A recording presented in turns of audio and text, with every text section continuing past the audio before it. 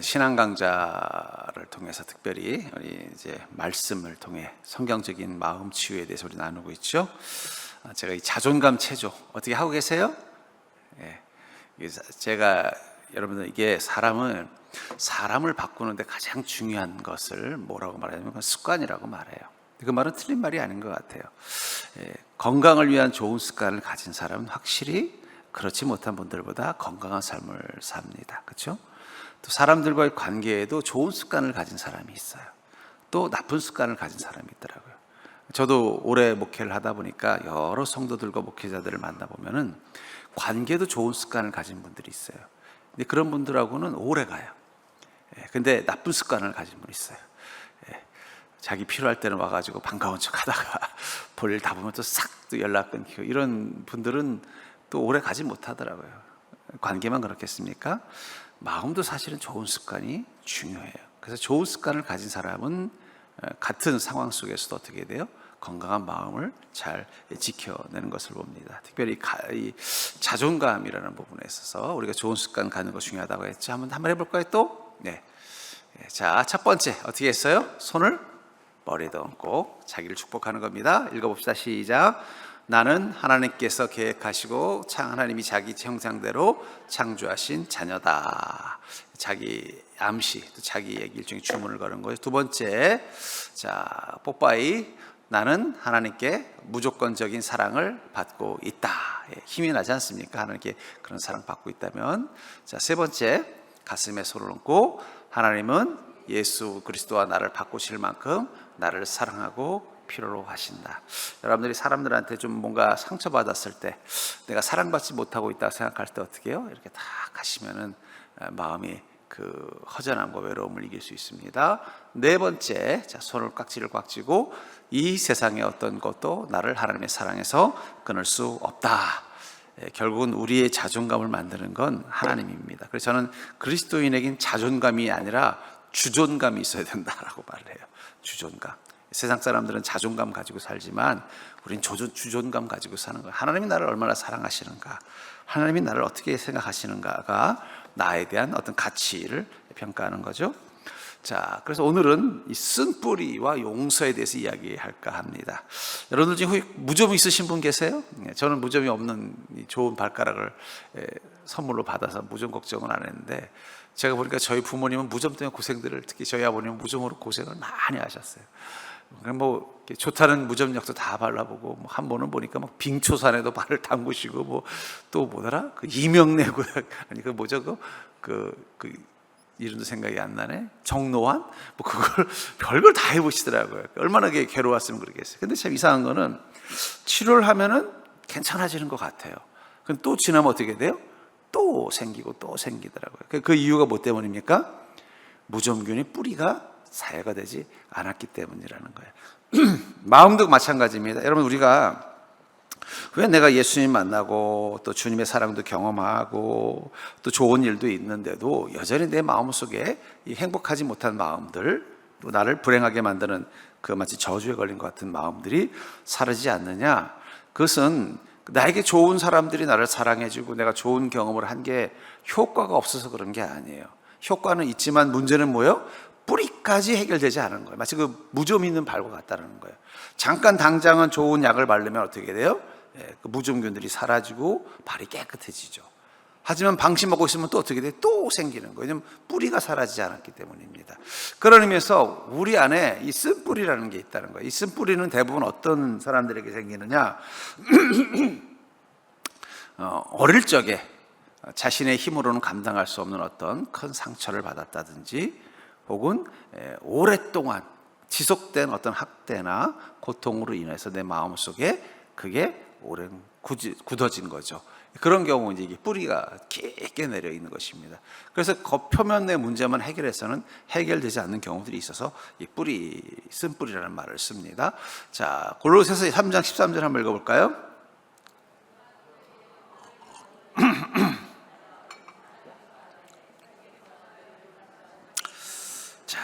근데 그 쓴뿌리를 해결하는 데서 가장 중요한 단어를 성경은 뭐라고 말하냐면 용서라는 단어를 쓰고 있다는 거예요.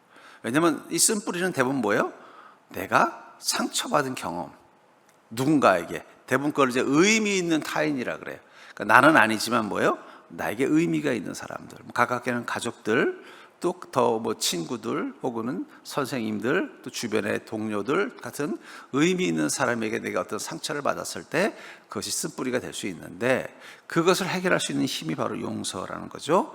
히브리서 12장 14절부터 15절 한번 읽어볼까? 시작.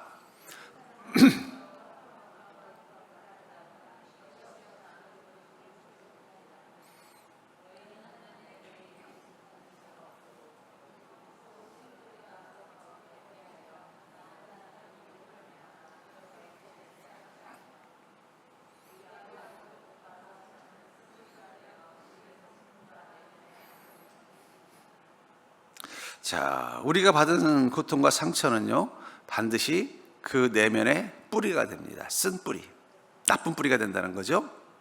그래서 우리의 성품과 내면에 악 영향을 미칩니다. 또 우리 안에 깊은 상처를 치유하기 위해서 하나님 용서라고 명령하시며 순종하고자 하는 우리를 도우신다라고 말하고 있습니다. 용서는 가장 어렵지만 성경적인 용서 없이는 내적 치유는 불가능하다. 그러니까 이 쓴뿌리가 우리 안에 생길 수 있다라고 말하고 있죠. 그런데 이 쓴뿌리가 우리 안에 생기면 왜 이게 문제냐? 우리 마음속에 기쁨을 느낄 수 있는 능력이 제약받아요. 그러니까 남들은 충분히 기뻐하고 감사할 수 있는데도 그 쓴뿌리가 있는 사람은 그 기쁨이 잘 느껴지지 않고 또 지속되지 않는 경우들이 많습니다. 또 하나는 뭐냐면 믿음이 자라기가 힘들어요. 그러니까 왜 우리가 쓴뿌리를 그리스도인으로서 다뤄야 되느냐? 쓴뿌리가 남아있으면 우리의 믿음이 자꾸 성장의 장애를 겪게 됩니다. 그래서 이 쓴뿌리를 제거해야 된다라고 하면서 쓴뿌리를 제거하기 위해서 가장 중요한 게 뭐냐? 이 용서라는 거죠. 자, 내가 누군가를 용서하지 못하는 쓴뿌리가 내 안에 있는지 한번 점검해. 자, 이 쓴뿌리가 우리 안에 있으면 나타나는 증상들, 감정, 정서적인 특징 중에 하나가 뭐냐? 분노. 두 번째 슬픔. 그리고 세 번째가 허무함이에요. 이게 제일 많이 나타나요. 갑자기 분노가 확 올라와요. 뭐 그런 케이스도 있어요. 어떤 사람이 우연히 어떤 모임에서 누구를 봤는데 이유도 없이 처음 본 사람에게 막 분노가 치밀러 오르는 거예요. 자기 이유를 모르겠는 거예요. 왜 나한테 분노가 치밀어 올랐지? 그래서 상담을 받아보니까 그 사람과 비슷하게 생겼던, 또 비슷한 느낌을 줬던 어떤 연상시키게 하는 과거에 자기에게 쓴뿌리를 갖게 한 상처를 준 사람이 있었던 거예요. 그러니까 여전히 그게 남아있다가 자기는 다 잊고 있다고 생각했는데 그 사람을 보니까 어떻게 돼? 그 연상이 되면서 자기도 모르게 그 사람에 대한 미움이 생기는 거예요. 교회에서도 가끔 그런 것들을 보게 됩니다. 자기 안에 있는 이 쓴뿌리가 다른 사람을 만나는데도 영향을 미칠 때가 있어요. 특히 교회 안에서 목회자와 성도들과의 관계 속에서도 이 쓴뿌리가 많은 영향을 미친다고 생각해요. 어떤 부분이냐? 내가 부모로부터 학대받은 마음들이 있으면 목회자를 신뢰하기 힘들다라는 연구 결과가 있어요. 왜냐하면 부모가 나한테 실망을 주고 부모가 나한테 상처를 준 게 마음속에 오래 있다 보면은 부모 같은 역할을 하는 목회자를 보면 어떻게 돼요? 우리 엄마 아빠도 저렇게 했는데 저 사람도 그렇게 하겠지라는 마음에 그런 생각이 들면서 목회자를 신뢰하지 못하게 되는, 깊은 신뢰를 못 갖게 되는 이유가 된다. 그런 말이 있습니다. 또 부모로부터 온전한 사랑을 경험하지 못해서 마음에 쓴뿌리가 생긴 사람은 하나님에게서도 그 사랑을 못 느낀다는 거예요. 그래서 이 쓴뿌리를 왜 우리가 점검해야 되냐면 우리 믿음의 성장에 장애가 되기 때문입니다. 그래서 부모로부터 온전한 사랑을 경험하지 못해서 마음에 쓴뿌리가 있는 사람은 아무리 하나님을 믿어도 그 하나님 아버지, 그러니까 하나님 아버지라고 말하면 그 아버지라는 단어가 나를 사랑해 주시고 나를 챙겨 주시고 나를 책임져 주시고 내게 힘이 되어 주시는 존재가 아니라 어릴 때 나를 너무너무 때리고 어릴 때 나를 너무 힘들게 했던 존재로 느끼니까 하나님과도 어떤 관계예요? 그냥 무서워만 하는 거예요. 하나님이 나 때리면 어떡하지? 하나님이 날 쫓아내면 어떡하지? 하나님이 날 싫어하면 어떡하지? 그게 그 사람의 신앙의 동력이 되는 거예요. 쫓겨나지 않으려고 열심히 하는 거예요. 하나님이 나에게 벌을 줄까 봐 무서워서 헌신을 하는 거예요. 그러면은 믿음 생활을 해도 마음이 어떨까요? 행복하지가 않은 거예요. 그래서 사실은 이 부모로부터 좋은 사랑을 경험하는 것은 믿음에도 중요한 역할을 합니다. 실제로 제가 이렇게 어린 아이들의 믿음을 성장하는 젊은 세대들의 믿음을 보면요, 부모로부터 그래도 건강한 사랑을 받은 아이들은 하나님에 대해서도 신뢰가 깊어요. 왜냐하면 우리 엄마 아빠도 보니까 나를 이렇게 사랑해 주시는데 하나님을 아버지라고 부르라고 하는 걸 보니까 나를 그렇게 사랑하게 주시겠구나 하나의 마음에 믿음이 있는 거예요. 그러니까 건강한 믿음으로 성장하는 것입니다. 그래서 내 안에 쓴뿌리를 점검해야 되는데, 이게 쓴뿌리가 있는지 없는지를 알 수 있는 상황이 뭐라는 거예요? 용서하지 못하는 상황이 있을 때. 자, 용서하지 못하는 병에 걸린 자에게 나타나는 삶의 특징 또는 쓴뿌리의 증거들. 나는 내 안에 이게 없는 줄 알았는데 어느 순간 갑자기 용서하지 못하는 상황, 용서하지 못하는 사람, 이런 것들이 확 나타난다는 거예요. 관계 속에서. 그럴 때 그게 뭐라는 거예요? 아, 내 안에 아직도 쓴뿌리가 있구나라는 것을 발견할 수 있는 하나의 테스트가 된다는 거죠. 첫 번째가 뭐냐? 사람에게 관심이나 기대가 없다. 이것도 쓴뿌리의 영향일 수도 있어요. 왜냐하면 사람들로부터 좋은 사랑과 피드백을 받지 못하고 내가 기대했던 사랑을 경험하지 못하면 사람에 대해서 어떻게 돼요? 냉담해지는 마음이 생깁니다. 그리고 사람들을 만나는 것이 편하지 않고 극히 조심하며 상대를 믿지 못한다. 제가 이 어릴 적에 제가 주차장에서 알바를 할 때 거기 강아지 한 마리가 있었는데, 이 주차장의 그 사장님이 강아지를 좀 학대했어요. 괴롭히는. 그리고 또 주차장에 이제 차를 파킹하러 오시는 분들도 이 개를 좀 장난을 치고 있어요. 그러니까 이 개는 사람에 대한 신뢰가 없는 거예요. 근데 제가 이제 아르바이트를 하니까 귀엽기도 해서 이제 먹을 걸 주면은 안 와요. 그리고 차 밑에서 이러고 보고 있어요. 먹고는 싶은데 못 오는 거예요. 그동안 사람들한테 너무 상처를 받았으니까. 그래서 이제 먹을 걸 이렇게 주면은요, 내가 지나가게 피해 문을 닫고 들어가길 기다려요. 들어가면 와서 먹는 거예요. 그래서 이제 반복을 하니까 어떻게 돼요? 제가 좋은데도 못 와요. 반가우니까 오면 막 와서 발만 툭 치고 도망가 버려요. 그럼 그 걔도 마음에 상처를 받은 거죠. 심지어는 이제 나를 너무 좋아하니까 자기가 선물을 하나씩 갖고 와요. 쥐를 갖고 와서 절대로 제 손에 주고 가지는 않아요. 주고는 또 숨어요. 계속 뭐예요? 믿지 못하는 거예요. 너무 좋은데, 나를 잘해주는데도 여전히 믿지 못하는 거예요. 그래서 어릴 적에 학대를 경험한 사람들은 누군가 나를 사랑해줘도 그걸 못 믿는데요. 그게 또 결혼 생활에 위험이 될 때도 있대요. 분명히 상대방은 나를 충분히 사랑해 주는데 내 안에 뭐가 있는 거 믿지 못하는 마음이 있는 거, 사람을. 그러니까 어떻게 돼요? 자꾸 그 사람의 행동을 의심하는 거. 저렇게 하는 데는 뭔가 이유가 있을 거야. 혹시 나를 이렇게 해놓고 또 나를 또 다르게 또 다른 짓을 하는 건 아닐까? 이런 불신이 생기기도 해서 또 그게 결혼에 어려움을 겪게 한다는 그런 상담 사례도 본 적이 있습니다만, 그러니까 우리 쓴뿌리가 있으면 제일 많이 나타나는 게 뭐냐면 사람에 대한 불편함이 생기는 것입니다. 세 번째, 사람을 또렷하게 구분해서 어떤 사람은 지나치게 칭찬하고 어떤 사람은 지나칠 만큼 비판하고 증오한다. 이 쓴뿌리가 생기면 우리 안에 뭐가 있느냐? 그 쓴뿌리를 경험하게 만든 유형의 사람들에 대해서는 증오를 갖는 거예요. 증오. 아까도 얘기했잖아요. 자기가 어떤 학대를 당한 경험이 있어요. 그러면 비슷한 사람 만나면 보자마자 어떤 마음이 들어요? 기분이 확 나쁜 거예요. 이름만 비슷해도 기분이 나쁘죠. 근데 자기는 이유를 몰라요. 그건 어떻게 보면 약간 무의식, 잠재의식에서 또 시작이 나타나는 거죠. 반대로 다른 사람에게 또 어떻게 돼요? 지나치게. 그러니까 소위 말하는 이 관계에 뭐라고 할까? 이게 극과 극을. 어떤 사람은 너무 미워하고 어떤 사람은 너무 좋아하고. 인간 중독이라는 말 제가 썼잖아요. 그러니까 왜 사람들이 인간 중독에 빠지는가? 사람 중독에 빠지는가? 그것은 사실은 우리의 원죄와도 관련이 있어요. 왜냐하면 우리가 선악과를 먹고 나서 나타난 첫 번째 증상이 뭐예요? 하나님으로부터 낯을 피하고 싶어 합니다. 그러니까 하나님을 멀리하려는 본능이 사람에게 더 집착하게 만드는 그런 특징들이 나타나는 거예요. 그러니까 여러분, 정서적으로 건강한 사람들의 특징이 뭐냐? 친구를 만들고 사람과의 관계를 만들어도 집착하지 않아요. 집착.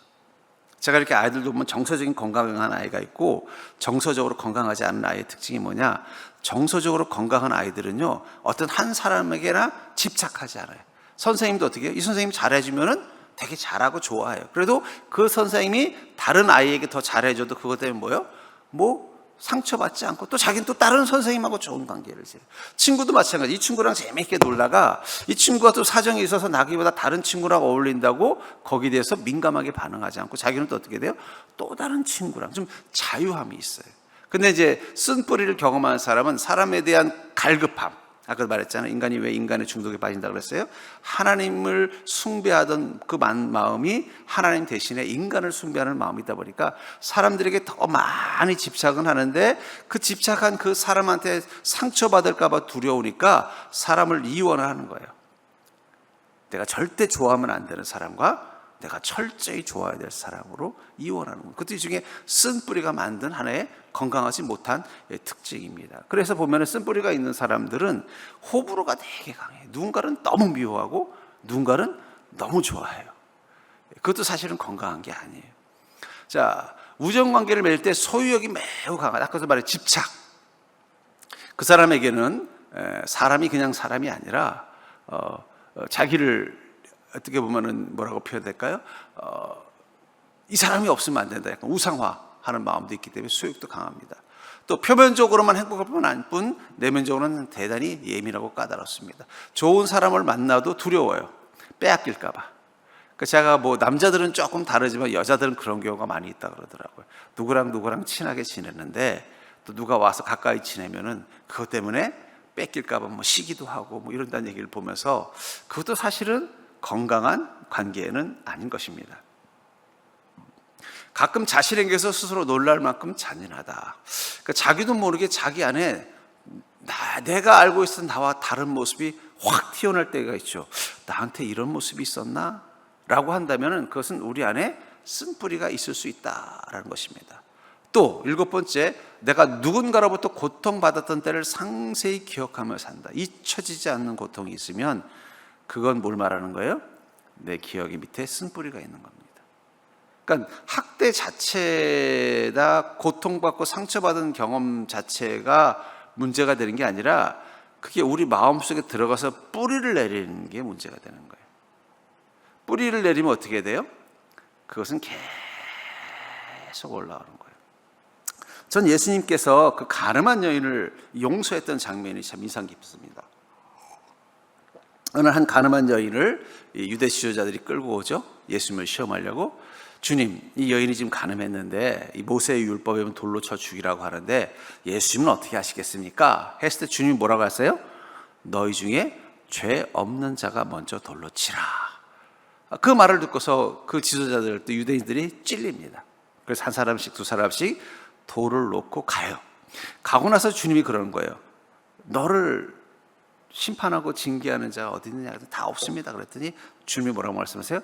나도 너를 징계하지 심판하지 않겠다. 대신 다시는 죄를 짓지 말라. 이 단어를 씁니다. 이 여인에게는 이 사건이 뭐가 될까요? 깊은 내면의 상처가 됐을 거예요. 분명히 그 돌 들고 온 사람들 중에는 한때는 그 여인과 가까이 지냈던 사람들도 있었을 거예요. 이웃으로. 근데 그 여인의 죄에 대해서 어떻게 해요? 벌을 하려고, 공격하기 위해서 온 것입니다. 자신이 잘못하고 잘하고를 떠나서 그 사람이 나를 이렇게 죽이려고 했다는 사실이 자기 내면 속에 뭐가 돼요? 깊은 상처가 될 수 있어요. 근데 주님은 그 여인에게 그 깊은 상처를 주지 않기 위해서 제일 먼저 한 일이 뭐예요? 너희들이 중에 죄 없는 자가 먼저 돌로 치라 해서 그들이 어떻게 한 거예요? 그 여인을 비난하고 조롱하는 것에 대해서 부끄러워하게 해서 돌을 내려놓게 한 거예요. 그러니까 쉽게 말하면 나에게 돌을 던진 사람이 아니라 나에게 돌을 던지려고 하다가 자신을 돌아보고 돌을 내려놓은 사람들을 만들어 놨어요. 그리고 주님이 또 뭐라고 말씀하세요? 나도 너의 죄를 더 이상 묻지 않겠다. 그리고 가서 다시는 죄를 짓지 말라. 만약에 주님이 너 죄 없다는 거 아니야. 너 죄 있어. 하지만 내가 너 살려준 거야. 그러니까 너 이제 앞으로는 그러지 마. 이렇게 했다면 그녀는 자신이 죄인이기 때문에 어떻게 돼요? 마음속에 나는 죄인이라는 그 마음의 짐을 늘 가지고 살 수밖에 없는 거예요. 근데 주님 뭐라고 말씀하셨어요? 나도 너의 죄를 묻지 않겠다라는 그 말을 통해서 너의 죄를 내가 용서했다라는 걸 말씀하시는 거예요. 단 전제 조건이 뭐예요? 다시는 그 죄를 짓지 말라. 그 용서 속에 뭐예요? 다시는 그 죄 가운데 있지 않도록 자신을 잘 다스리라라는 말씀을 하는 것입니다. 저는 그걸 통해서 우리가 우리 마음의 쓴뿌리를 갖게 하지 않는 주님의 배려를 또 주님의 그 꾸준함 속에서 느낄 수가 있는 것입니다. 자, 우리는 누군가로부터 고통받을 때를 상세히 기억하며 산다. 그것은 그냥 그 단순히 그 고통이 중요한 게 아니라 그때 내 안에 뭐가 생겼다는 거예요? 쓴뿌리가 생겼다는 거예요. 저도 그런 게 있습니다. 기억 속에서 사라지지 않는 고통받은 시간들. 부모님, 저희 아버님이 엄하셨으니까 저희 아버님에게 엄하게 혼났던 사건 중에 하나는 제가 이상하게 오랜 세월이 지났는데도 제 마음속에서 사라지지 않아요. 그건 뭐냐면 그 순간 내 안에 뭐가 생긴 거예요? 그게 쓴뿌리가 생긴 거예요. 또 그거 말고도 또 친구들과의 관계 속에서 내가 어떤 부당한 일을 당했거나 선생님에게서 부당한 일을 당했던 기억들이 있어요. 그것도 내 마음속에 뭐가 되는 거예요? 그게 쓴뿌리가 남아 있습니다. 그러다 보니까 어떻게 돼요? 그게 나로 하여금 그 비슷한 상황이나 비슷한 사람들에 대해서 생각할 때마다 그게 가만히 있지 않고 다시 올라오는 거예요. 올라와서 나로 하여금 건강하지 못한 행동을 하게 돼요. 요즘 보면은 학교 선생님들이 너무 힘들대요. 왜 그렇습니까? 엄마 아빠들이 그 자녀들을 과잉적으로 해서 선생님들이 조금만 하면은 막 민감하게 반응한다 그러잖아요. 요즘 그래서 참교육이라는 드라마도 유행 히트를 쳤다라는데 제가 생각을 해봤어요. 왜 그럴까 생각해 보니까 우리 세대가 사실은 선생님들한테 많이 학대를 당했습니다. 그때는 몰랐지만 지금 생각해 보면은 그 폭력적이었어요. 너무 폭력적이었죠. 때로는 좀 약간 성폭행에 가까운 행동들도 서슴없이 했었던 걸로 기억이 나요. 그때는 이제 우리가 어른이고 선생님이니까 어떻게 돼요? 우리가 그래도 무조건 따라야 된다. 이런 심리로 황당하고 억울하지만 어떻게 그냥 꼭 참고 그냥 받아들였지만 그 순간 우리 안에 뭐가 있는 거예요? 쓴뿌리가. 그러니까 어쩌면 우리는 사실은 이 교사들에 대해서 약간 집단적으로 쓴뿌리가 있는 세대일 수도 있어요. 그러다 어떤 일이냐? 선생님들, 이제 자녀들이 학교를 가면 우리 안에 숨겨져 있었던 그 감정이 올라오는 거예요. 또 우리 애도 가서 내가 학대당한 것처럼 선생님들한테 학대당하는 거 아니야? 또 우리 아이에게 이렇게 또 내가 상처받은 것처럼 상처 주는 게 아니야? 이런 생각이 뭘 만들어요? 선생님들에 대한 불신을 갖게 만드는 그 힘이 될 수 있는 것입니다. 자, 그리고 이 쓴뿌리는 또 어떤 게 있느냐? 우리 마음 속에가 몸에도 영향을 줘요. 신경성 위장장애나 불면증, 치유 질환 등을 가지고 있다. 그러니까 무조건 신경성 위장장애나 불면증, 필면 질환이 있다고 쓴뿌리가 있는 건 아니지만 영향을 준다는 거죠. 또 삶 속에서 일어나는 나쁜 일들에 대해서 항상 누군가에게 탓을 돌린다. 쓴뿌리를 준 사람이 있기 때문에 어떻게 돼? 내가 이렇게 된 건 다 누구 탓이다. 이런 마음이 생기는 원망을 마음속에 그냥 품고 살게 된다는 것입니다. 또 성경적 지식이 늘어갈수록 비판과 판단하는 태도가 늘어난다. 아까도 말한 이 쓴뿌리를 우리가 다뤄야 되는 이유 중에 하나가 뭐냐면 쓴뿌리가 많은 사람들은 신앙도 약간 바리새적 신앙이 될 확률이 높아요. 사람은요 가해자가 피해자가 되고 피해자가 가해자가 됩니다. 그래서 이 특별한 이제 아이들을 소위 말하는 다른 아이들에게 폭력을 행하는 아이들을 이렇게 조사해 보면 특징이 뭐냐? 걔네들도 한때는 누군가에게 소위 말하는 학폭을 당했던 아이들인 경우들이 많대요. 그러니까 자기가 당한 것이 마음의 쓴뿌리가 되고 이 쓴뿌리가 된 마음이 자기도 이렇게 당하지 않으려면 자기가 먼저 누군가를 학대해야 된다고 생각해서 더 남을 학대하는 일에 앞장선다는 게 있어요. 그러니까 우리 안에 쓴뿌리가 있으면 우리도 모르게 어떻게 되느냐? 자꾸 바리새인적인 신앙을 갖는 거예요. 비판하고 판단하는 신앙 갖게 된다는 거예요. 결국은 이 쓴뿌리가 만드는 가장 큰 특징이 뭐라는 거예요? 마음의 평안과 신뢰와 사랑의 정서를 갖지 못하도록 만드는 게 이 쓴뿌리의 특징이라는 거예요. 그게 우리 안에 있다는 건데 여러분 여기서 제일 중요한 게 있습니다. 이 쓴뿌리는 특별한 게 아닙니다.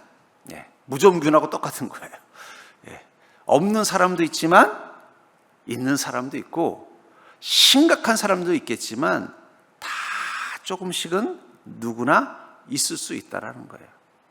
너무 쓴뿌리 그러면 뭔가 나를 심각한 문제가 있는 사람으로 바라보는 것은 별로 바람직하지 않다고 봐요.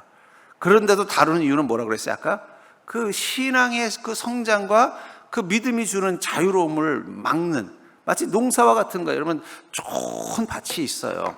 보니까 여기 보니까 뭐 고구마를 심어도 잘 될 것 같고 밭이 있는데, 그만 보니까 그 밑에 그 뭐 칡넝쿨이나 뭐 이런 거친 뿌리들이 숨겨져 있다면 아무리 흙이 좋아도 어떻게 돼요? 자라긴 잘 자라겠죠. 흙이 좋으니까. 농부가 또 정성을 다하면 자라겠지만 자라다가 어떤 일이 일어나요? 더 자라지 못하게 되는 거죠. 그럼 어떻게 돼요? 그 밑을 땅을 완전히 파내서 그 뿌리들을, 거친 뿌리들을 다 빼내야만, 그래야만 비로소 완전하게 자라는 것처럼 우리 안에는 다 나름대로의 크고 작은 쓴뿌리들이 다 있는 겁니다. 이 쓴뿌리를 너무 심각하게 생각하는 건 좀 바람직하지 않다고 생각해요. 하지만 왜 그것을 다뤄야 되느냐? 이걸 해결하면은 우리가 더 믿음이 성장할 수가, 어쩌면 내 믿음이 더 이상 성장하지 못하는 이유 중에는 이 쓴뿌리가 영향을 미칠 수 있다는 거예요. 또 관계의 풍성함에도 이게 장애를 줄 수 있기 때문에 우리가 다루는 것입니다. 자, 근데 그것을 위해서 우리에게 필요한 게 뭐냐? 용서라는 단어를 주님 말씀하셨다는 거예요. 그럼 왜 하나님께서 왜 용서하라는 어려운 명령을 내리셨는가? 한번 읽어볼까요? 시작.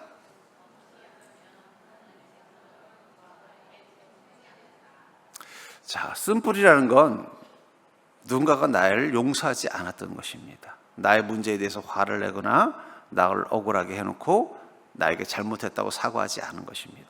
그러면 그 마음이 뭐가 돼요? 내 속에서 분노와 원망의 마음을 깊게 가지고 있어요.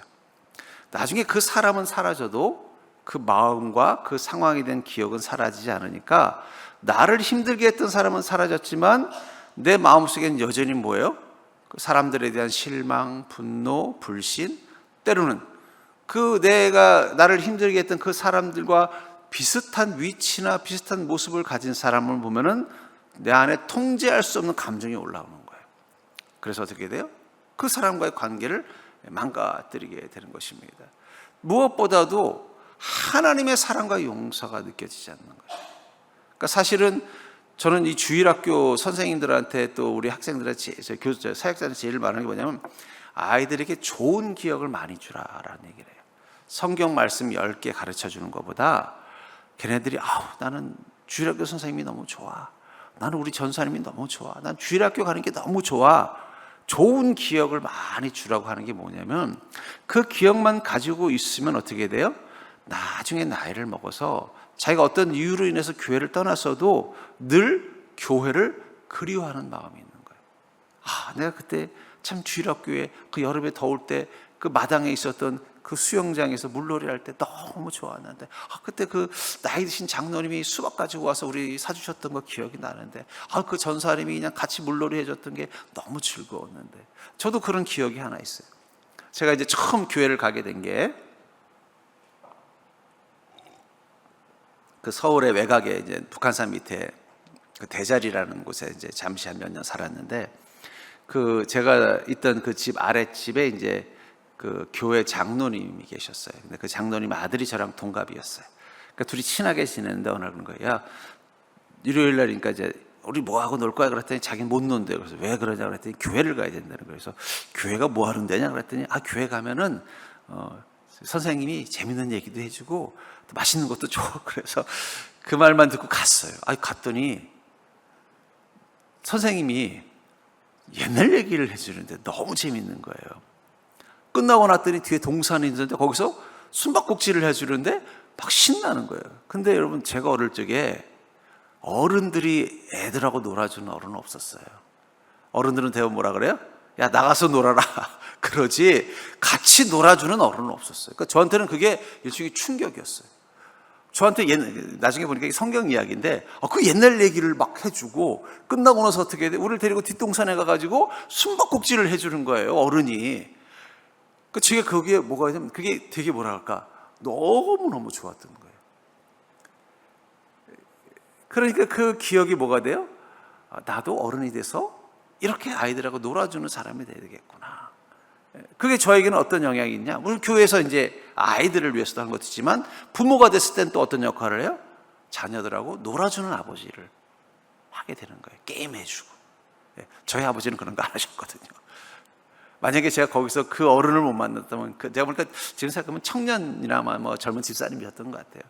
안 만났다면 저는 우리 아버지를 통해서 본 어른의 모습만 기억하면 우리 아이한테도 어떻게 해야 되겠어요? 우리 아버지가 했던 것처럼, 나에게 했던 것처럼 똑같이 했을 거예요.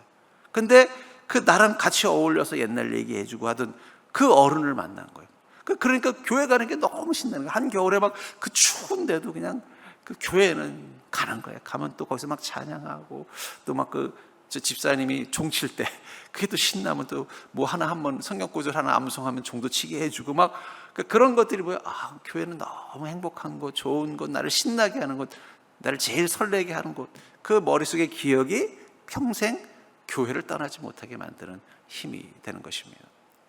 그런 것처럼 우리 안에 좋은 기억을 주는 사람이 있으면 그게 우리 마음속에 뭐가 돼? 힘이 되는데, 그렇지 않으면 또 어떻게 돼요? 우리 마음에 상처가 되는 것입니다. 자, 그런 것처럼 우리가 사람들에게 받은 경험은 하나님과의 관계에도 영향을 미치게 돼 있어요. 아까도 말한 것처럼 엄한 부모님 밑에서 성장한 사람들은, 여러분, 엄하다고 무조건 나쁜 건 아닙니다. 왜냐하면 엄함을 통해서 우리는 뭘 배워요? 정의를 배워요. 바리새인들은요, 정의로운 사람들이에요. 자신이 믿는 옳음을 철저히 지키려고 한 거예요. 안식일을 철저히 지키려고 한 거예요. 물론 그게 지금 본질에서 벗어난 게 문제인 거지, 그걸 지켜내려고 하는 이 정신은 우리가 존중해 줄 의미가 있는 거예요. 철저히 지키려고 하는 거. 시간 하나, 물질 하나라도 절대로 성경에 위배되지 않게 지키려고 애를 쓰는 그 정의에 대한 그 강한 마음은 우리가 존중해 줘야 돼요. 근데 문제는 거기에 뭐가 빠진 거예요? 그 마음이 다른 사람들을 향해서 공격하고 평가하고 비난하는 도구가 됐기 때문에 문제가 된 거고, 무엇보다 하나님이 원하시는 진정한 본질인 이 사랑에 결여되어 있기 때문에 문제가 된 거죠. 그런 것처럼 엄한 환경 속에서 성장한 사람들은 그 엄함이 뭘 보냐면 자꾸 다른 사람들에 대해서 재단하고 평가하는 심판관의 역할은 잘해요. 하지만 그 사람의 연약함과 그 사람의 아픔을 긍휼히 여기고 사랑할 수 있는 힘은 없습니다. 또 하나님을 대할 때도 어떻게 돼요? 하나님을 엄한 분으로만 인식을 해요. 하나님 무서운 분이에요. 그러니까 우리는 정의의 하나님, 심판하신 하나님. 근데 제가 요즘 보니까 또 요즘 세대는 좀 그런 하나님도 필요한 것 같아요. 너무 하나님을 안 무서워하는 것도 사실은 문제가 됩니다만, 하나님을 무서워만 하는 신앙을 가지고 있어요. 저도 사실은 그런 신앙을 가지고 있었어요. 지옥 말씀하면 막 무섭고, 지옥 가면 안 되니까, 큰일 날 것 같으니까, 그런 엄한 신앙만을 가지고 성장해 왔어요. 그런데 내 안에 용서라는 걸 경험하게 되고 나니까 그 다음부터 내가 경험하고 싶은 하나님은 어떤 하나님이냐? 나를 사랑하고 나를 용서하는 하나님을 경험하는 거예요. 근데 여러분, 복음의 본질은 바로 하나님이 나를 사랑하시고 나를 죄에서 용서하셨다는 것을 경험하는 것입니다. 그러니까 구원의 감격이 뭐예요? 하나님이 나를 사랑하셨다는 사실이 깨달아지고 내가 용서받았다는 사실이 알아지는 게 구원의 감격이에요. 그런데 이 구원의 감격을 경험하려면 우리에게 뭐가 있어야 되느냐? 용서받은 경험과 사랑받은 경험이 있어야만 되는 거예요. 그 경험이 있는 사람은 하나님의 용서와 사랑이 경험되는 거예요. 그래서 제가 이렇게 보면은요, 좀 가풍이 좀 엄격한 집에서 자란 이 사람들이 믿음을 갖게 되면은 좀 뭔가 엄격한 신앙을 가져요. 또 가풍이 좀 서로 사랑하고 존중하고 좀 자유로운 가정에서 성장한 사람들은 또 어떤 신앙을 갖느냐? 좀 자유로운 신앙을 갖게 되는 것입니다. 자, 그래서 내가 용서라는 것을 경험하지 않으면 하나님의 사랑과 용서가 내게 체험되지 않는다.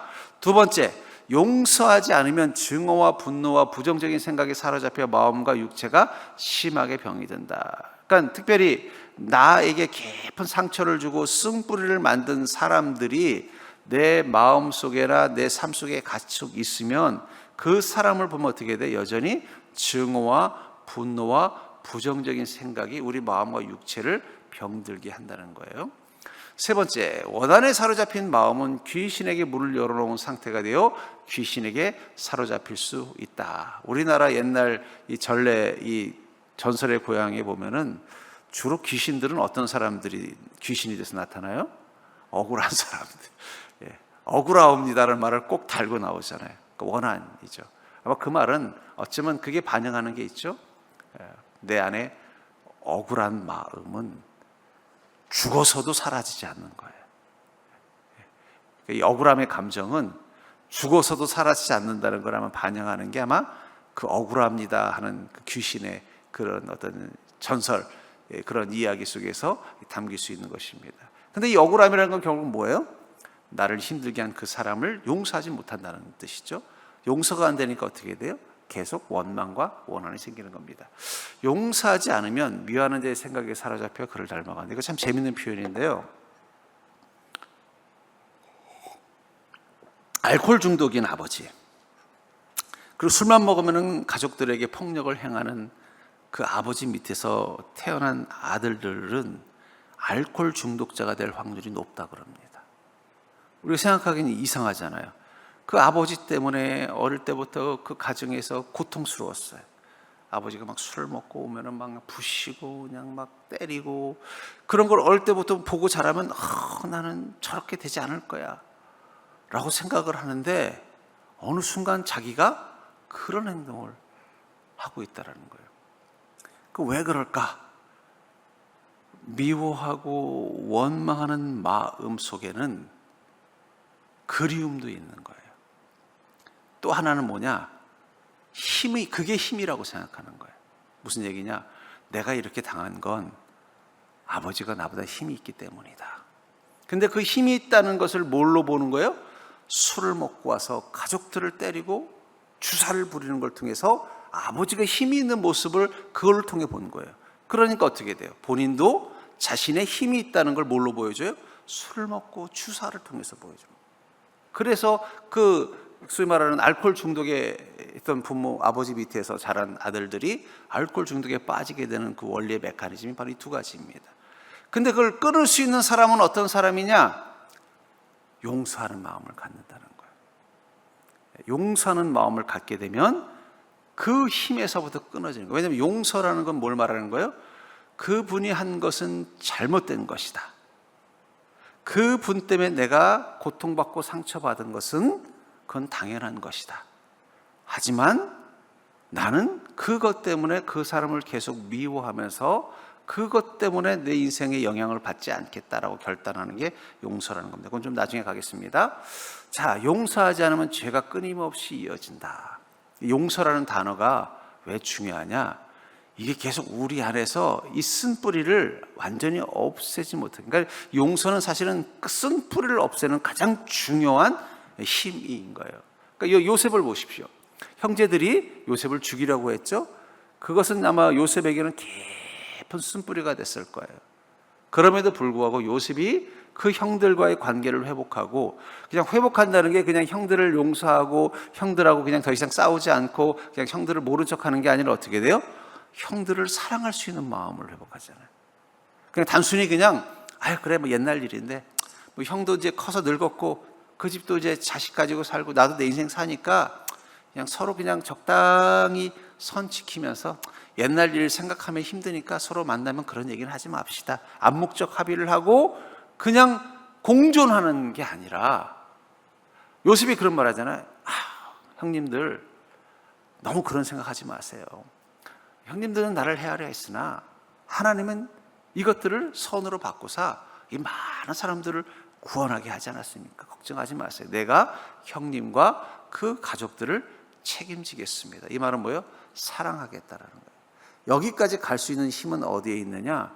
용서라는 단계를 요셉이 통과했기 때문에 가능한 것입니다. 자, 용서하지 않으면 하나님의 은사가 계속 개발되지 못한다. 아까도 말했잖아요. 우리의 믿음이 자라지 못하는 큰 이유 중에 하나는 쓴뿌리가 남아 있으면 그렇습니다. 그러니까 사실은 믿음이 성장하려면 쓴뿌리를 달아야 돼요. 저는 이 목회자들도 마찬가지라고 생각해요. 목회자가 목회자로 성장하는데 제일 중요한 과제 중에 하나가 뭐냐? 자기 안에 쓴뿌리를 발견하고 이것을 제거하는 작업을 해야 돼요. 이걸 아는 목회자들은 꼭 사고를 쳐요. 성중독에 빠진다든지, 혹은 순간적으로 자기의 감정을 컨트롤하지 못해서 성도와 갈등을 만든다든지, 혹은 목회를 하면서 어떤 성도에 대해서는 이유 없이 그 사람에 대해서 뭔가 적대적인 행동을 한다. 그 근원 속에는 사실은 이 쓴뿌리가 있어요. 그래서 사실은 목회자들은 꼭 이 쓴뿌리를 제거하는 시간들을 충분히 가져야 돼요. 저도 그런 시간들을 많이 가졌습니다. 자, 용서하지 않으면 비슷한 일들이 계속해서 지어져요. 아까도 말했잖아요. 무좀도 뿌리를 해결하지 않으면 다시 재발하고, 그 안에 숨겨져 있는 쓴뿌리도 남아있으면 또 싹이 나고 또 싹이 나는 거예요. 겉만 해결해서 될 수는 없다는 겁니다. 자, 용서하지 않으면 미운 자들이 더 많아지고 분노가 습관이 된다. 특별히 용서하지 않고 계속 그 마음을 가지고 있잖아요. 그럼 특징이 뭐냐? 내 안에 이제는 미워하는 마음이 나의 인격이 되어버립니다. 그럼 이제 점점 더 그 미움이, 특히 내가 상황이 힘들어지면 힘들수록 그 미움이 나를 지키는 주된 정서가 되는 거예요. 계속 불평하고 원망하고. 처음에는 나를 힘들게 하고 나에게 상처를 준 사람만 미워하다가 이제는 점점 그게 커져서 어떻게 돼요? 이제는 세상을 원망하고 하나님을 원망하는 데까지 확산되고, 아예 그 사람은 분노가 그냥 그 사람의 인격이 되어버릴 수도 있어요. 그 근원 속에 바로 용서라는 작업을 하지 않았기 때문이에요. 용서하지 않으면 병든 구사가 된다. 용서하지 않으면 그 인생은 궁극적으로 망하게 된다. 이건 좀 극단적이기까지 합니다만은, 이건 뭐 제가 쓴 건 아니고 이 주서택 목사님이 쓴 책을 제가 이렇게 카피해서 한 것입니다만은, 뭐 이 정도까지는 아니지만 사실은 쓴뿌리, 그러니까 용서가 문제가 아니라 쓴뿌리를 다루지 않으면 우리는 절대로 행복을 선택할 수가 없습니다. 아까도 말했잖아요. 쓴뿌리는 거의 누구나 다 있습니다. 특별히 대한민국 사람들은 웬만하면 다 있다고 보시면 돼요. 이유가 뭘까요? 우선 우리나라는 일제라는 시간을 겪었죠. 식민지로 지배당하면서 그 안에서 굶주림과 전쟁과 또 이데올로기로 인해서 어떻게 돼요? 서로 두 파로 갈려서 싸우는 시절, 또 독재의 시간들, 가난과 기근의 시대를 겪으면서 삶이 팍팍한 환경 속에서 살아왔어요. 그러다 보니까 어떻게 돼요? 관계 속에서 끊임없이 상처를 주고받는 환경 속에서 살아오는 거예요. 그러니까 어떤 젊은이들이 그런 얘기를 하더라고요. 자기가 유럽에 있는 청년들이나 미국에 있는 청년들을 보면 자기랑 다른 것 같대요. 한국 청년들하고. 그 청년들은 보면 마음이 되게 넓고 포용적이라는 거예요. 왜 그렇습니까?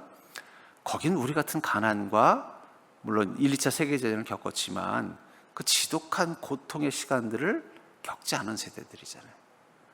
우리 세대는요, 그 시간들을 다, 그냥 저는 가끔 이제 저희 아버님이 저희 아버님도 사실은 쓴뿌리가 있는데 그것도 저희 할아버지 때문이에요.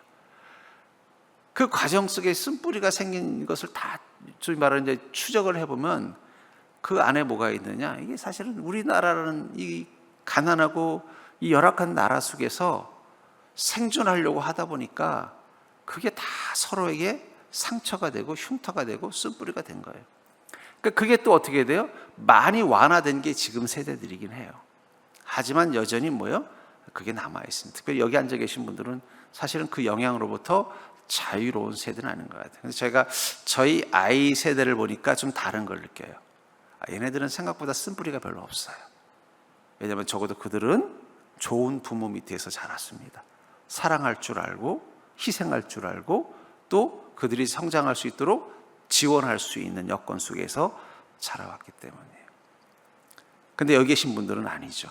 척박한 속에서 여러분들은 온전한 완전한 사랑을 100% 받을 수 없는 환경에서 성장해오고 또 막 그 가난과 경쟁과 또 약간 폭력적 사회 구조, 그렇잖아요. 이런 고등학교에 군복 입은 선생님이 한 분씩 다 있었어요. 생각해 보십시오. 고등학교에 군복 입은 선생님이 있다는 게 이건 정상적인 건 아니에요. 우리는 그게 너무 당연한데 지금 생각해 보니까 그건 참 비정상적인 거였어요. 그게 바로 우리가 그런 시대를 살다 보니까 우리 안에 뭐가 있는 거예요? 쓴뿌리가 다 있다고 보시면 돼요. 그러니까 다 있어요. 여러분 다 있는 거예요. 없는 사람 아직 별 못 봤습니다. 여러분 나이 때. 그런데 중요한 건 뭐냐면 이제 그게 우리 안에 만성이 되다 보니까 나름대로 거기서 살아남는 방법은 알아요. 근데 문제는 뭐냐면 그걸 가지고 사는 게 지금 우리 모습이라는 거예요. 아쉽게도 뭐예요? 더 내 마음이 자유롭고 더 편안하고 관계도 풍성해지고 하나님도 더 깊게 만날 수 있는 기회를 오히려 잃어버리는 거예요. 왜냐하면 이렇게 해도 살 수 있으니까. 그리고 이제 익숙해진 거예요. 이 쓴뿌리가. 가끔씩은 좀 한번 화도 내고 또 누군가는 또 좀 미워도 해보고, 사람이 어떻게 맨날 착하기만 해요. 한 번씩은 좀 해보고 뭐 이러고 또 가끔씩은 충동적으로 또 뭘 또 좀 해보면 뭔가 내 인생이 좀 뭔가 색다른 것도 느껴보고, 이게 이제 익숙해진 거예요. 그럼 어떤 상황이 돼요? 이 상황을 그대로 가져가는 거예요. 그러다 보면 어떤 문제가 있느냐? 왜 내가 이렇게 오랫동안 예수님을 믿었는데도 나는 하나님을 뜨겁게 사랑받은 경험이 없는 걸까? 나는 왜 하나님을 더 깊게 만났다는 느낌이 안 들까? 느껴지질 않는 거예요.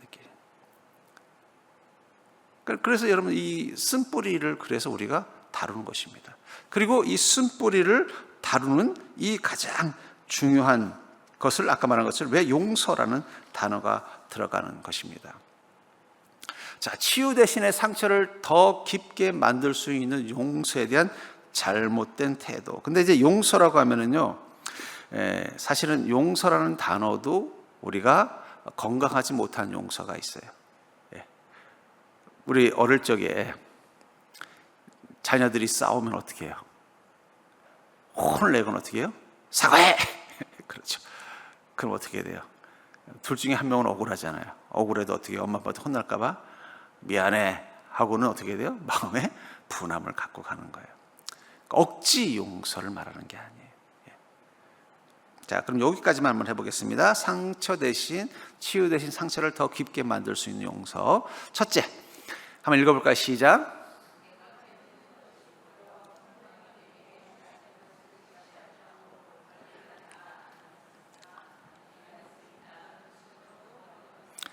주로 이런 잘못된 용서를 하는 대상들은 어떤 사람들이냐?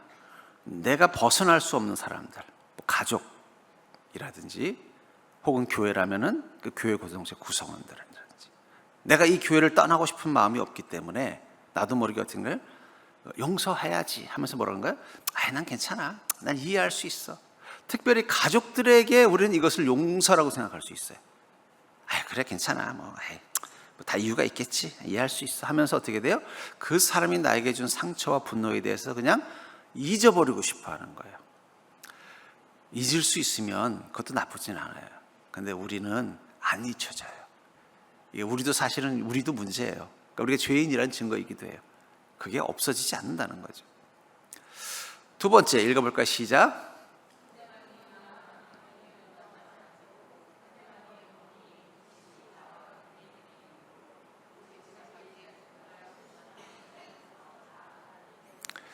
이제 소위 말하는 저항할 수 없는 강한 힘을 가진 상대와 관계를 맺을 때 그가 잘못된 행동을 하는 것을 알면서도 그에게 저항할 수 없으니까 어떻게 하느냐?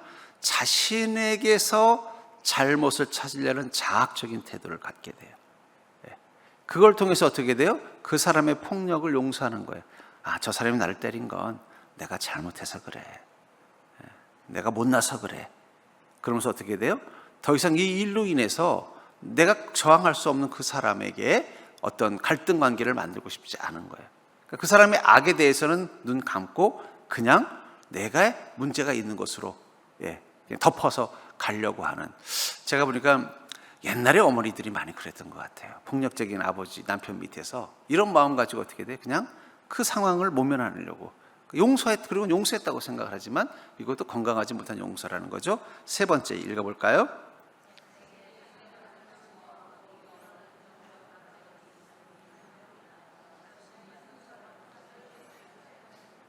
이거를 이제 정서적인 무감각이라고 하는데요. 화는 내고 싶은데 못 나겠는 거예요. 화를 냈다가는, 내가 억울하다는 말을 했다가는 더 큰 피해를 당할 것 같으면 어떻게 되느냐?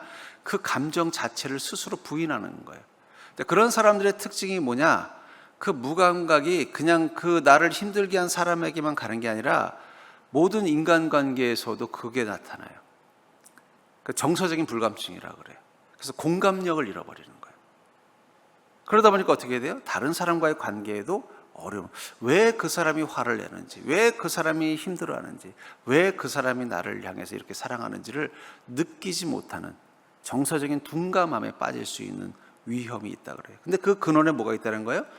자기가 도저히 저항할 수 없는 사람, 근데 마음엔 그 사람에 대한 증오와 분노의 감정이 사라지지 않는 사람들은 거기서부터 자기를 지키기 위해서 어떻게 해요? 그 감정 자체를 외면해 버리는 거죠. 그런 태도를 보인다 그래요. 자, 네 번째는요, 망각해 버리는 태도. 잊어버리려고 하는 거죠. 그러나 잊어버릴 수 있으면 상관없습니다. 잊혀지지 않는 게 문제인 거죠. 다섯 번째 읽어볼까? 시작.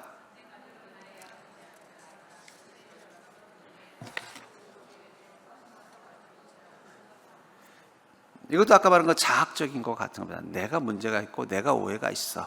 그러니까 다 내 탓이오도 사실은 건강한 건 아닙니다. 한동안 이 천주교인들은 뒤에다가 내 탓이오 이런 거 붙이고 다녔잖아요. 근데 요즘은 안 붙이고 다니더라고요. 예. 아마 그쪽에서 그렇게 말한 건 자꾸 남 탓이오 이렇게 사는 사람들이 그게 문제라서 그 반대급부로 한 것 같아요. 근데 여러분, 남 탓도 내 탓도 꼭 좋은 건 아닙니다. 자, 여섯 번째 읽어볼까요? 시작.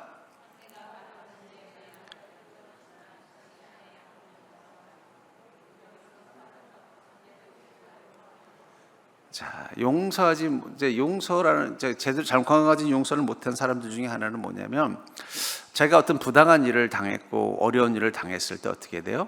거기에 대해서 부당하다고 말을 하지 못하면 그 순간 어떤 문제가 생기냐? 나도 그것을 진리로 받아들이는 거예요.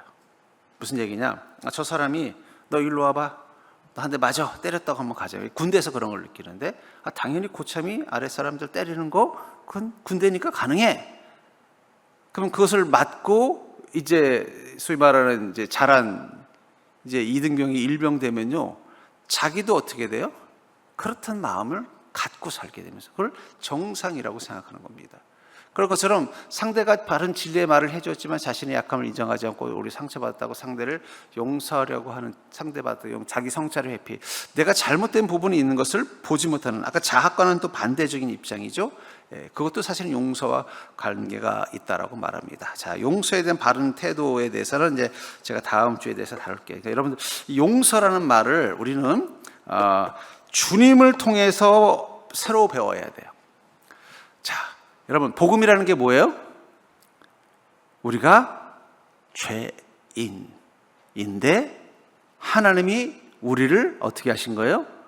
용서하신 게 복음이에요. 그러니까 용서라는 단어는 여러분들이 생각하는 용서보다 훨씬 크고 울림이 있는 것입니다. 결국은 예수님께서 이 땅 가운데 오셔서 십자가에 달려 죽으신 사건의 궁극적인 이유는 뭐예요? 하나님이 우리를 용서하실 수 있는 계기를 만들어주는 거예요. 십자가는 결국 뭐예요? 용서를 위해서 필요한 자리라는 거예요. 여기서 중요한 메커니즘이 있습니다. 용서는 용서했어라고 말만 해서 되는 게 아니라는 거예요. 하나님이 그냥 내가 너희를 용서했어라고 말만 해서 우리가 구원받은 게 아니라는 거예요. 어떻게 한 거예요? 독생자로 이 땅 가운데 오셔서 우리의 죄를 대신 다 감당하고 십자가에 달려서 죽는 일들이 있었어요. 그 다음에 비로소 용서가 이루어진 거예요. 용서라는 이 울림은 여러분들 생각한 것보다 훨씬 큽니다. 요즘 우리나라가 가지고 있는 심각한, 어쩌면 극복해야 되는, 어떤 집단에 극복해야 되는 가장 중요한 과제가 뭐냐? 용서입니다. 예를 들면은 5.18 또 4.3 민주항쟁, 더 나아가서는 6.25 전쟁. 사실 여기서 가장 중요한 게 뭐냐면 용서가 뭐냐라는 거예요. 이 부분 가지고 사실 다투고 있는 거예요. 그렇잖아요. 근데 용서가 안 되는 거예요. 용서가 안 되니까 계속 어떻게 돼요? 거기에 대한 심판을 해야 된다. 근데 문제는 뭐냐면 이미 그 세대는 끝났고 그걸 경험하지 않은 세대들도 여전히 그 용서되지 않은 상황에 대해서 책임을 져야 되는 그런 문제가 있는 겁니다. 그러니까 사실은 이 용서라는 단어가 가지고 있는 이 볼륨은 훨씬 큰 거예요. 그러니까 성경에서 말하는 용서가 무엇인지를 여러분들이 깨닫고 나면 쓴뿌리가 제거돼요. 쓴뿌리가 제거가 되고 나면 그 다음부터 뭘 경험하느냐? 하나님의 사랑이 경험이 되어집니다. 주님의 마음이 읽혀지기 시작합니다. 제가 이렇게 보니까 우리 부모님을 용서할 수 있을 때 가장 크게 나타나는 특징이 뭐냐? 내가 부모로서 그 자리에 서봤을 때 용서라는 마음이 이제 좀 생기더라. 그때 아버지가 그렇게 하신 데는 다른 이유가 있었겠구나. 그때서야 비로소 어떻게 돼요? 용서가 조금 되는 걸 경험합니다. 자, 그래서 용서라는 부분에 대해서 한번 여러분들이 한번 일주일 동안 고민해 보세요. 내가 용서하지 못한 사람들, 내가 용서하지 못했던 상황들, 그리고 그 중에는 자기 자신도 있어요.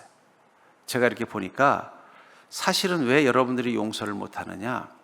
그 사람을 용서 못하는 게 아니라 자기를 용서 못하는 거예요. 그 약해가지고 꼼짝없이 그 학대와 고통을 겪었던 자기가 용서가 안 되는 거예요. 그 수치심 가운데 있었던 자기가 용서가 안 되면 계속 뭐가 돼요? 그게 자기 안에 악영향을 미치더라고요. 그래서 한번 그런 고민을 해보시면 좋겠어요. 내가 용서하지 못한 사람들, 내가 용서하지 못한 상황들, 그리고 내가 나 자신에 대해서 용서하지 못하는 모습들에 대해서 한번 고민해 보시고 우리 다음 주에 만나겠습니다.